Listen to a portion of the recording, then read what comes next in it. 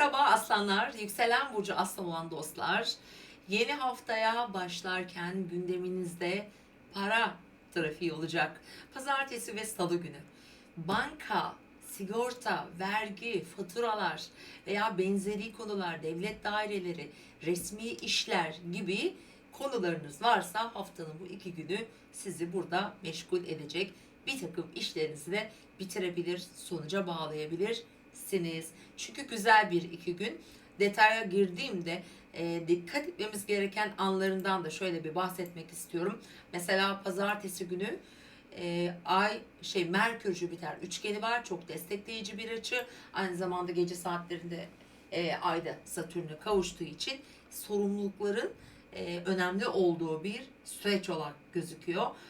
Genel anlamda da salı gününün akşam saatleri biraz yorucu, anlaşmalar gibi uyumsuzluklar verebilir o alanda. Ama gün genelinde ayın Neptün'le kavuştuğu ve ayın Uranüs'le, Venüs'le de güzel açıların olduğu, yani günün ilk yarısı çok daha verimli gözüküyor. Önemli işler için bence bugünü kullanın. Ancak şartların değişebileceğini, herhangi bir konuda olumsuzlukların da altyapıda gelişebileceğini dikkat etmemiz gerekiyor. Sonuç olarak Merkür, Güneş ve Neptün kareleri de etkili.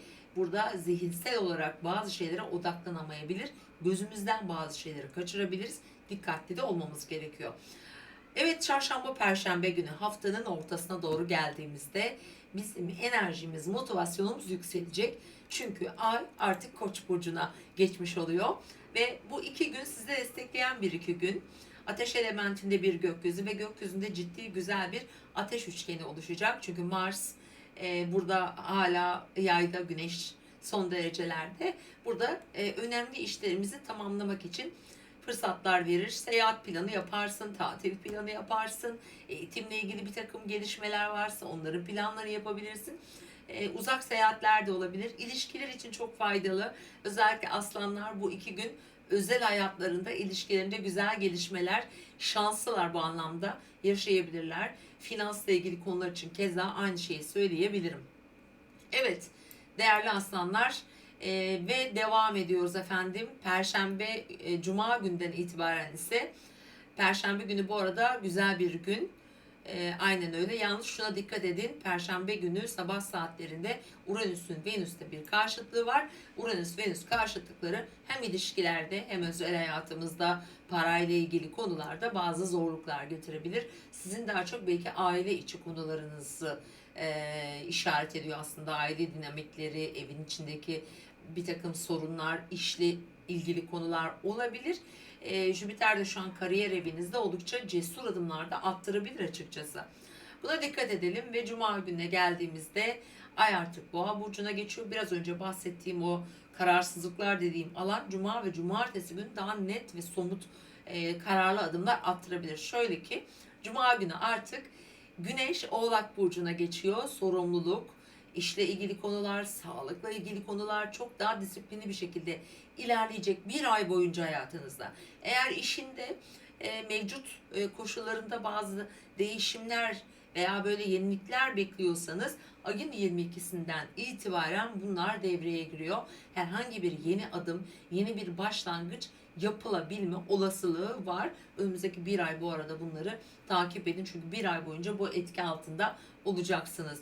Ve Cuma günü Güneş buraya geçer geçmez retro Merkür'le de zaten kavuşumda olacak.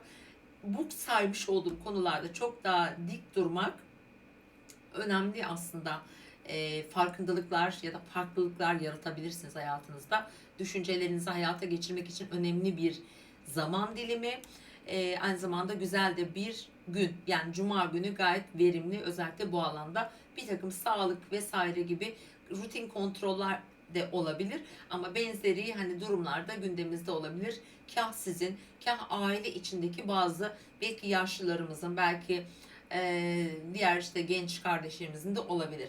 Şimdi efendim Ayda Boğa burcuna geçmiş oluyor. Cuma ve Cumartesi günü. Tabii boğalar için kariyerle, iş planları ile ilgili konular da gündeme gelecektir. Bir takım da zaten kararlar vereceksiniz. Ve Cumartesi günü sürpriz gelişmelere açık Venüsyen ve Uranüsyen etkiler yine devrede.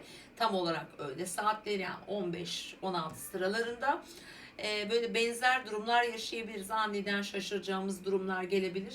Böyle bir şeyleri değiştirebilme potansiyeli doğabilir açıkçası.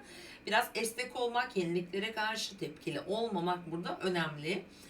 Cumartesi günü için konuşuyorum. Pazar gününe geldiğimizde ise artık ayımız İkizler Burcu'na geçmiş olduğu için bizim enerji, motivasyonum sizin için, yani aslanlar için çok daha rahat ilerliyor. Çok sosyal bir hafta sonu bu arada pazar günü sizi bekliyor.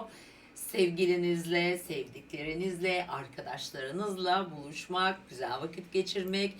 Mesela çok da güzel etkiler var. Önemli kararlar almak, yeni ay sonrasında kararlar almak için güzel bir haftadayız çünkü. Cumartesi gününü kullanmak çok mantıklı gibi gözüküyor.